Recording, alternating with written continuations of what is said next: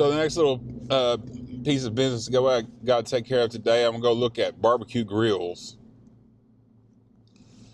Like, I've had a Traeger for years. I mean, it's probably like, I bet it's 10 years I've had a Traeger grill, and it's been nice. I love the Traeger grill, except for the only thing I don't like cooking on the Traeger is steaks. From start to finish. Now, I will do the reverse sear method on the Traeger, and it comes out great. And what that means is I'll put it on like a 200 or somewhere in there, where I'll put the Traeger on like 200, and I bring the steak up to 125, somewhere in there, and then I'll and then I'll get like a griddle or something like that, like super hot, and take that steak off that's 125 internal and just sear it on both sides. Like, it makes it for a great steak doing that way. And because you brought it up to 125 or whatever on the Traeger, you get a nice wood smoke flavor in your steak. That is an excellent way to cook steaks. But if you want to cook it from start to finish, it does not get high enough to do sear on steaks. Like, if you just want to, go out there and throw the steak on the grill, it's not going to come out good. They always come out kind of mushy. I just don't like doing them on the steaks on the Traeger, unless I'm doing the reverse sear method. Everything else is perfect. Like, hamburgers is perfect. Chicken, perfect. Pork chops, everything else you can imagine comes out great on the Traeger. So I really do like the wood pellet grills. It just works out good for me.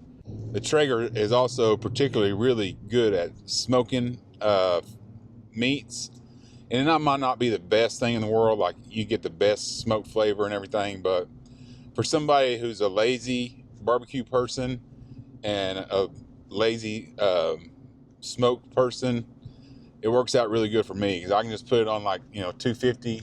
It stays on 250. It gives a decent smoke flavor. Could be better, but it's not that bad. So for a noob and a beginner, and somebody who doesn't like to sit out there and watch a fire all day long, the Traeger wood pellet grills work great for me. But the one that I have right now, the temperature regulator on it is just all over the place. Like, the other night I was cooking on it, and I was cooking chicken, and I just needed it, 375, whatever. And I let it heat up. I had it up to about 350 degrees, and I was like, that's good enough. I'll go ahead and throw my meat on there. And then it never got again above 300, which was, I don't know what's going on with it. It's either the regulator, or maybe the output, the readout thing, something electrical in it's messed up in it. I don't know what it is, but it's become really hard to cook on. Like, you'll be thinking, oh, this is going to turn out fine, and then all of a sudden your fire kind of goes out, or your heat goes out off, and you're kind of stuck. Like, how you going to cook something when your grill won't go past 300 degrees? It's kind of a pain. And I've done some longer cooks on it before and have just irregular performance out of it. That's what I would say. It's irregular performance. And I think I can get it fixed at this place down here who works on these grills, and that would be fine. But there's also some things about that they've improved since that model that I want to see if maybe I can get a new one. Like, my model is, every time I want to clean it, I have to take everything out of it and vacuum it all out. And the drip pan is on the side, so when it rains, it fills up full of water and gets grease everywhere. Now they have all that stuff where it's kind of hidden underneath the grill. The cleanup is a lot easier. The grease, the drip pan is, in a place where it doesn't just get water drip straight into it all the time. So, and then also I would like one with something where I can sear the meat. Like some of the newer grills, they have like induction cooktops on it where I can put a flat iron thing and get it like super hot, or just maybe they just upgraded in the past 10 years. So maybe it's time to look for a new one that maybe has more features that I would actually like. Because it would be sweet, to bring that, instead of having to like heat up a whole nother device. Like right now, if I want to do the steaks, I bring them up to 125 on the Traeger, then have to take them off and then take them inside and sear them inside. Or I have to fire up this huge griddle thing, which is a pain because it's so big, and I just don't like doing it that way. If I had like a little induction hot plate on the side of it, I could bring them up to 125 and sear them right there, all on the grill itself. That would be the ideal situation. But again, I don't know what they're going to have. We're going to go take a look at them and see what they have. See what it looks like.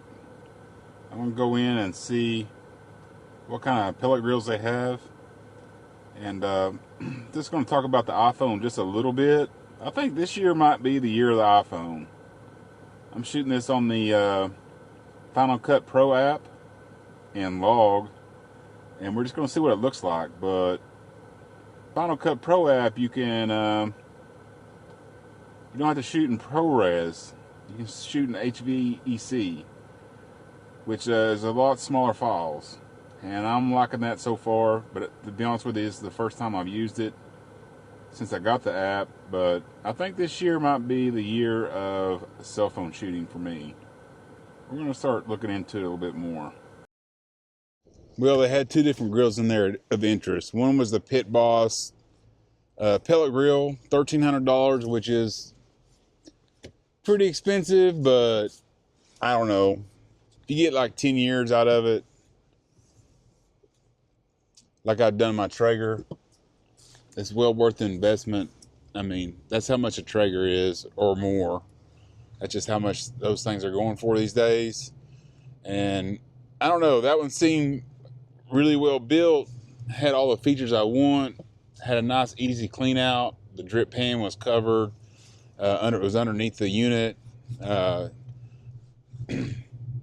The ash pan, easy to clean out, all that stuff. It had all the new updates that I wanted to it, and you can sear with it with the little has the pot where you can slide open and reveal the flame that's made with the wood pellets, and you can sear your meat right there on that thing. So that is an interesting, that is, I think, probably what I'll go for.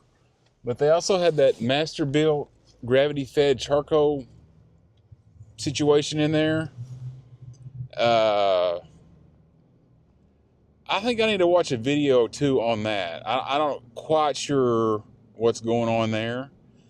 I have watched a little bit about it before. It's been like 3 or 4 years ago, and I've kind of forgotten what all is going on there. So before, and it's about $900, so it's a little bit cheaper. I mean, not a whole lot, but a little bit cheaper. But it can get up to like 700 degrees, so you can smoke and sear and everything on that one thing. You don't have to worry about opening a grate to sear and all this and that. Just, you can, if you want to cook hamburgers at 500 degrees, you can do that. If you want to slow cook a brisket, you can do that too. So I need to check all that out before I make my final decision, because to be honest with you, that gravity fed charcoal thing seems to be might be what I want. So I have to watch a couple of videos on that to see. There's got to be some downsides to it, so I'm going to check it out and see. Anyway, I'm out at the Best Buy right now. I'm going to pick up something I ordered online, and I'll be back in just a minute.